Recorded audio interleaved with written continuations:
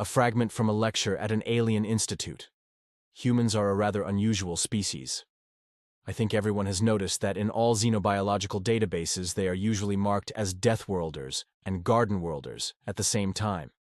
Let's start with the fact that Earth, their homeworld, is officially classified as a deathworld because of the large amount of poisonous flora and fauna, dangerous predators and harsh weather conditions in some of its regions. Although this planet also has some regions where the conditions are similar to garden worlds. What do you think of when you hear the word Deathworlder? Usually, your imagination pictures a large, muscular, hard-shelled creature that can easily tear you in half and has a rather unfriendly character. Well, this is not the case with humans. They are rather cute-looking mammals that are physically weaker than any Deathworld species, and even some Garden World species. They have no natural defenses and are almost defenseless if they are unarmed. I think everyone knows that any sapient in the galaxy would be able to survive on its homeworld, even if this sapient for some reason lost its intelligence and became an ordinary animal.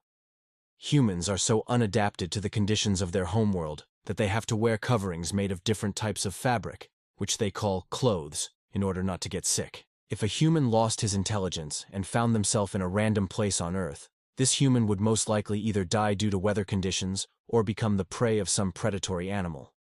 However, they are not similar to Deathworlders, not only physiologically, but also psychologically and socially. And, while Deathworlders are usually unfriendly and react aggressively to attempts by other creatures to befriend them, humans are often quite friendly.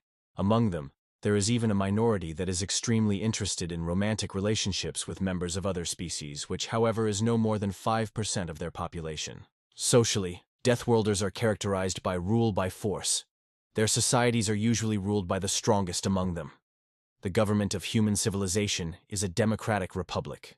Although like any other sentient species in the period of history before the invention of FTL drive, their species was divided into hundreds of factions.